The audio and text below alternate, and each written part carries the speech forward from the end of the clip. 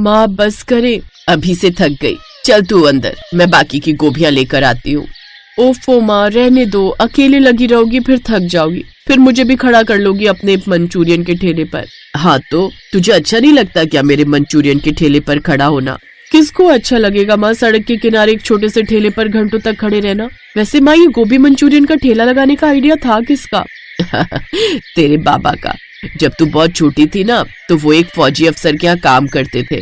हुआ यूं कि एक बार वो फौजी अफसर किसी काम से चाइना गया, तो तेरे बाबा को भी ले गया अपने साथ। अच्छा, तो फिर क्या हुआ माँ? वहाँ तेरे बाबा ने जीवन में पहली बार मंचूरियन का स्वाद चखा और बस उन्हें इतना पसंद आया कि उन्होंने तुरंत उस मंचूरियन बनाने वाले से उसे बनाने का तरीका सीख लिया। और फिर यहाँ आकर बाबा ने वही मंचूरियन बनाकर बेचना शुरू कर दिया। बड़े मन से बनाते थे, खुद के साथ साथ मुझे भी लगाए रहते थे अपने साथ। लेकिन माँ, मंचूरियन बनाने के लिए ये गोभी और बाकी सब्जियां खुद से उगाने की क्या जरूरत है? हम मार्केट से भी तो खरीद सकते हैं। यही सवाल मैंने भी पूछा था तेरे बाबा से। बोले, लक्ष्मी, बाजार की सब्जियों का भरोसा नहीं कर सकते और फिर लागत भी तो कम हो जाएगी ना। मुझे भी उनकी बात सही लगी, तो बस हम दोनों मिलकर उगाने लगे ये ढेर सारी गोभियां। लेकिन माँ, तुम्हें नहीं लगता कि बाबा इससे बढ़कर और भी बहुत कुछ कर सकते थे? अब देखो ना, थोड़ी सी लागत बचाने के लिए हमें कितनी मेहनत करनी पड़ती है, और उसके बाद बचता क्या है? कुछ भी तो नहीं। ऐसी बात नहीं है बेटा, तेरे बाबा के हाथों का स्वाद ही अलग था। दूर दूर से लोग आते थे उनके हाथों से बना गोभी मंचूरियन खाने। तब कमाई भी बहुत अच्छी होती थी। अगर ऐसा न होता तो बता, हम कहाँ से करा पाते तेरा एडमिशन इतने बड़े कॉलेज में?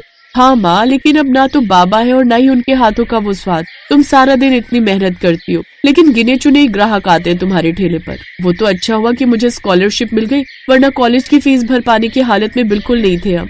हाँ बेटा, बात तो तेरी सही है, लेकिन मैं और कोई काम करूँ भी तो क्या? शायद मेरे सीखने में ही कमी रह गई, तभी तो ग्राहक कम होते गए हमारे। नहीं माँ, असल में हमारे आसपास अब कई अच्छे अच्छे रेस्टोरेंट खुल गए, जहाँ गोभी मंचूरियन के साथ साथ और भी कई चाइनीज डिशेस मिलती है, और फिर लोगों को बैठने के लिए बढ़िया जगह भी मिलती है। माँ, अब तुम खुद ही सोचो, कौन आएगा तुम्हारे ठेले पर खड़े होकर तुम्हारा सस्ता गोभी मंचूरियन खाने? अपनी बेटी नैना की बात सुनकर लक्ष्मी उदास हो गई।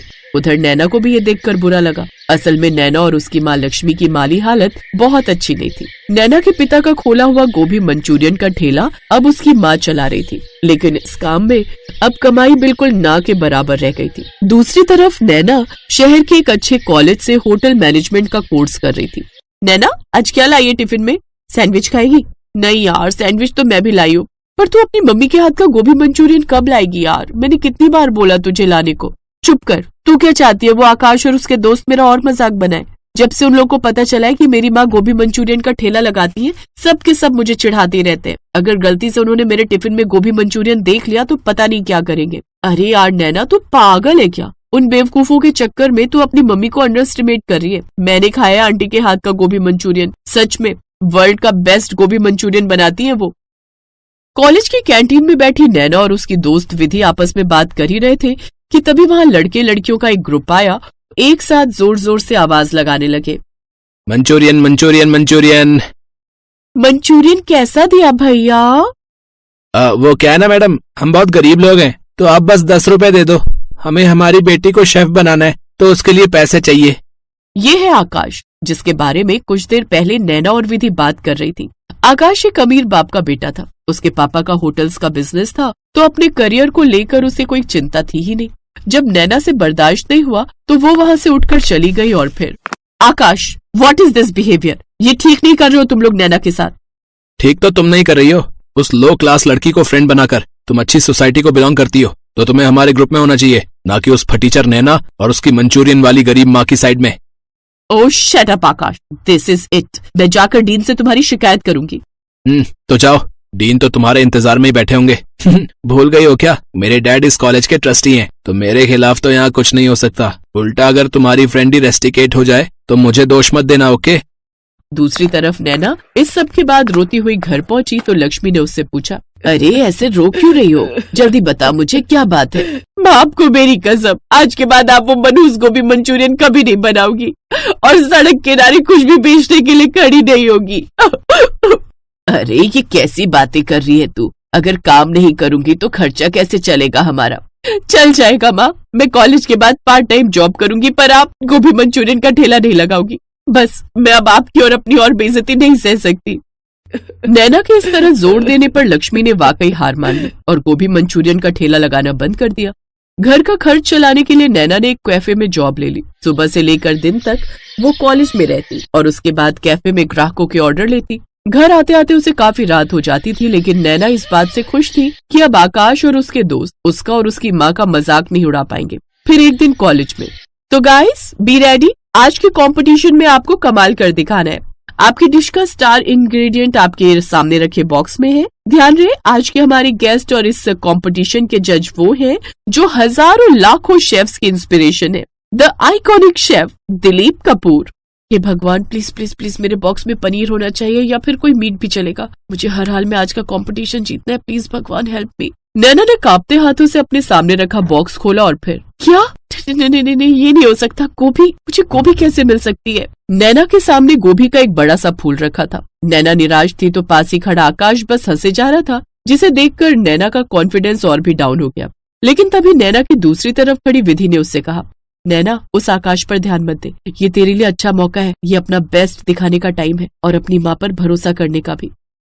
अपनी दोस्त विधि की बात सुनकर नैना को बड़ी हिम्मत मिली और फिर उसने वही किया जो उसे करना चाहिए था। उसने अपनी माँ की रेसिपी को फॉलो करते हुए गोभी मंचूरियन ही बनाया। फिर टेस्टिंग के वक्त, ओह माय गॉड, ये रेसिपी किसकी है? मतलब तुमने कहाँ से सीखी? सर वैसे तो ये मेरे पिता की रेसिपी है, वो चाइना से सीख कर आए थे, लेकिन फिर उनकी डेथ के बाद मेरी माँ ने इसे बनाना शुरू किया। वो सर एक्चुअली मेरी माँ गोभी मंचूरियन का ठेला लगाती हैं। पेपर पर अभी उस जगह का पता लिखो जहाँ तुम्हारी माँ ऐसा कमाल का गोभी मंचूरियन बनाती है। मैं उन्हें फ्रेंचाइज करना चाहता हूँ। ये एकदम ऑथेंटिक रेसिपी है। आई होप मेरे किचन में तुम भी इसे ठीक तरह से बना पाओगी जैसा कि आज बनाई है। शेफ दिलीप कपूर के इन शब्दों ने नैना के लिए सब कुछ बदल दिया। वो कंपटीशन जीत चुकी थी, साथ ही दिलीप कपूर के होटल में बतौर असिस्टेंट शेफ जॉब भी हासिल कर चुकी थी। वो कंपटीशन जीत चुकी थी और अब बस एक काम बाकी था जो उसे करना था।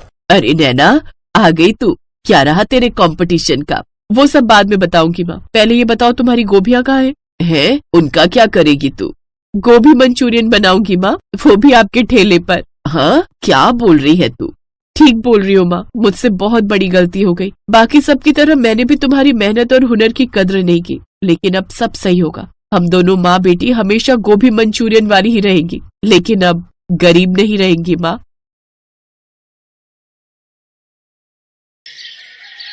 सीता और गीता नाम की दो जुड़वा अनाथ बहनें अपने चाचा चाची के साथ रहती थी। सीता गीता के माता पिता नहीं थे, बचपन में ही वे दोनों गुजर गए थे। तब से सीता गीता अपने चाचा चाची के साथ ही रहने लगी। पर उन बेचारी अनाथ बच्चियों की चाची चंचला बहुत ही बुरी थी। वो उन दोनों को बिल्कुल नौकरानियों की तरह ही रखती थी। कहाँ रह गई दोनों? कितनी देर की बाजार से सामान लेने गई हुई हो, अब आ रही हो? चाची, रास्ते में तेज बारिश हो गई थी, इसलिए देर हो गई। ये चीनी गीली कैसे हुई? जरूर बारिश में थैली भिगोई होगी। चाची, राशन वाले भैया ने जो चीनी की थैली दी थी ना, वो फटी हुई थी, हमें पता नहीं चला, तभी चीनी में पानी चला गया। हमें माफ कर दो चाची। आज तुम दोनों की खैर नहीं, तुमने इतना नुकसान कर दिया। तुम्हारे माँ बाप हमारी छाती पर मूंग दलने के लिए तुम्हें दुनिया में छोड़ गए, खुद तो ऊपर चले गए और हमारे लिए मुसीबत छोड़ गए। चंचला, तुम्हें शर्म नहीं आती?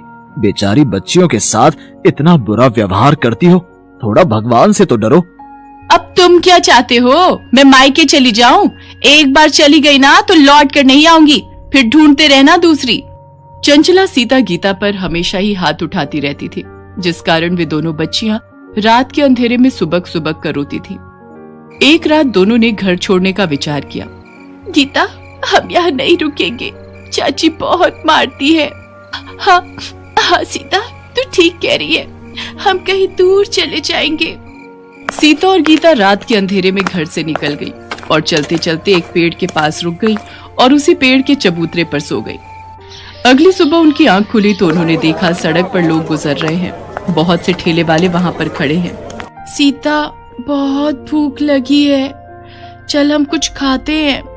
पर गीता, हमारे पास पैसे नहीं है, बिना पैसों के हमें कोई भी खाने को कुछ नहीं देगा। एक बार पूछते हैं ना, शायद कोई दे दे। ठीक है, चला। भैया, आपके ठेले से कुछ खाने को दे दो, बहुत भूख लगी है। तुम दोनों के पास पैसे हैं? अरे देखो देखो, दोनों बहनें एक शक्ल की हैं, लगता है जुड़वा है। हाँ बिल्कुल, और लगता है दोनों अनाथ हैं। भैया पैसे तो हमारे पास नहीं है। तो मुफ्त में तुम्हें क्या मिलेगा? पैसे लाओ तभी कुछ खाने को मिलेगा। ठेले वाला अभी दोनों को डांट ही रहा था कि तभी एक व्यक्ति वहाँ आता है। भीमा, इन बच्चियों को एक एक पराठा बना कर दे, मैं पैसे दे दूंगा। शुक्रिया अंकल। तुम दोनों कौन हो बेटा? अंकल मेरा नाम सीता है और ये मेरी छोटी बहन गीता। हमारी चाची हमें बहुत मारती थी, इसलिए हमने घर छोड़ दिया। तुम्हारे माता पिता कहाँ हैं बच्चों? हमारे माँ बापू नहीं है अंकल, हम बचपन से ही अपने चाचा चाची के साथ रहते हैं। अच्छा अच्छा अच्छा, तो ये बात है। अच्छा भीमा, तेरे पास अभी नूडल्स के कितने पैकेट बचे हैं? 20 पैकेट और दे जाओ। बच्चों आओ, तुम मेरे साथ ऑटो रिक्शा में बैठ जाओ। ऐसे अकेले घूमना तुम्हारे लिए ठीक नहीं है बेटा। सीता और गीता उस व्यक्ति के साथ ऑटो में बैठ जाती हैं। उस व्यक्ति का नाम राजेश था। वो अपनी पत्नी के साथ मिलकर घर पर नूडल्स बनाने का काम करता था और नूडल्स के पैकेट बाजार में ठेले और रेस्टोरेंट वालों को सप्लाई करता था। सीता और गीता राजेश के साथ बातें कर रही थी, तभी राजेश के सीने में दर्द उठने लगा। क्या हुआ अंकल, आप ठीक तो हो? लगता है इनके दिल में दर्द उठा है, हमें इन्हें हॉस्पिटल ले जाना पड़ेगा। तो चलो अंकल, जल्दी से इन अंकल को हॉस्पिटल ले चलो। सीता गीता ऑटो वाले के साथ राजेश को हॉस्पिटल लेकर जाती हैं। ऑटो वाला राजेश को जानता था। वो राजेश की पत्नी को फोन करता है। वो भी तुरंत हॉस्पिटल पहुंचती है। कुछ घंटों के बाद राजेश को होश आता है। राजेश को डॉक्टर हार्ट में दिक्कत बताते हैं। राजेश सीता और गीता को पत्नी से मिलवाता है। अब कैसा लग रहा है जी? मैं ठीक हूँ संध्या, चिंता मत करो। ये सब तो जीवन में चलता ही रहता है। बाकी इन बच्चियों से मिलो, ये सीता गीता है। इधर आओ बेटा। ये दोनों बच्चियां तो देखने में बिल्कुल एक सी शक्ल की हैं। तुम दोनों जुड़वा हो?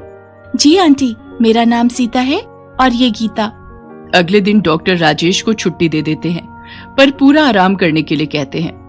राजेश को अपने काम की चिंता थी। वो परेशान था कि काम कैसे होगा। संध्या, माल बनाना, ले जाना, सब दुकानों पर डिलीवरी करना, ये सारे काम कैसे होंगे? सुनो, आपकी तबीयत पहले जरूरी है। पहले ठीक हो जाओ, तब तक हम जैसे तैसे गुजारा कर ही लेंगे। अंकल आप चिंता मत करो, हम आंटी के साथ हैं, हम आपके काम को रुकने नहीं देंगे। सीता बिल्कुल ठीक कह रही है। अंकल आप आराम करो, हम आंटी के साथ आपके नूडल्स के ऑर्डर को पूरा करेंगे। और फिर ऐसा ही हुआ। संध्या नूडल्स बनाती और संध्या सीता और गीता के साथ दुकानों और ठेलों पर नूडल्स के ऑर्डर डिलीवर करने के लिए जाने लगी। एक दिन सीता संध्या से बोली, आंटी जब हम नूडल्स के पैकेट तैयार कर सकते हैं तो क्यों ना हम अपना ही नूडल्स का एक स्टॉल खोलें। इससे कमाई ज्यादा होगी और हमारे खुद के बनाए हुए तरह तरह के नूडल्स बेचकर अच्छी कमाई कर सकते हैं हम। ये आइडिया तो हमारे दिमाग में कभी आया ही नहीं। कह तो तुम ठीक रही हो राजेश, मैं सोच रही हूँ सीता और गीता ठीक कह रही हैं। हम खुद के नूडल्स का स्टॉल खोलते हैं ना, शायद हमारी कमाई अच्छी हो जाए। ठीक है संध्या, पर बहुत मेहनत लगेगी। तुम्हें सुबह उठकर सारी तैयारी करनी पड़ेगी। स्टॉल पर सारा दिन खड़े होकर नूडल्स बेचने होंगे। क्या तुम ये कर पाओगी? मुझे बस आपका साथ चाहिए, और फिर मेरे साथ सीता और गीता जैसी इतनी प्यारी प्यारी बच्चियां भी तो हैं। और फिर संध्या ने सीता और गीता के साथ मिलकर अपने ही बनाए नूडल्स को तैयार करके बेचने के लिए एक स्टॉल किराए पर ले लिया। सीता और गीता जुड़वा बहनें थीं। लोग जब उन दोनों को स्टॉल पर संध्या के साथ नूडल्स बनाते देखते तो आश्चर्यचकित होते और वो स्पेशली उनके स्टॉल पर नूडल्स खाने जरूर आते। धीरे धीरे ग्राहक उनके स्टॉल पर बढ़ने लगे और संध्या के नूडल्स स्टॉल की अच्छी कमाई होने लगी। संध्या, सीता और गीता दोनों बच्चियां मेरे लिए बहुत भाग्यशाली बनकर आई हैं। सचमुच तुम दोनों बच्चियां मेरे लिए बहुत लकी हो। राजेश की तबीयत में सुधार आ जाता है। अब वो नूडल्स के पैकेट की सप्लाई के साथ साथ अपने स्टॉल पर भी नूडल्स बनाने में संध्या और सीता गीता की मदद करने लगा और वो सफलता को छूने लगा। एक दिन सीता गीता के चाचा ने उन्हें नूडल्स स्टॉल पर देख लिया। सीता, गीता, मैंने तुम दोनों को बहुत ढूंढा। मेरी बच्चियों, तुम घर छोड़कर क्यों चली गई? चाचा, हम चाची से मिले और दुख नहीं झेल सकती थी, इसलिए हमने घर छोड़ दिया। और चाचा, अब तो हमें माता पिता के रूप में अंकल आंटी भी मिल गए हैं। अब हम इन्हें छोड़कर कहीं नहीं जाएंगे। अब यही हमारे लिए सब कुछ है। सीता गीता की ये बात सुनकर राजेश और संध्या उन्हें गले लगा लेते हैं। आखिर उन अनाथ बच्चियों को माता पिता के रूप में राजेश और संध्या जो मिल गए थे, और फिर बच्चियों को आशीर्वाद देकर उनका चाचा आंखों में आंसू लिए चुपचाप वहां से चला जाता है।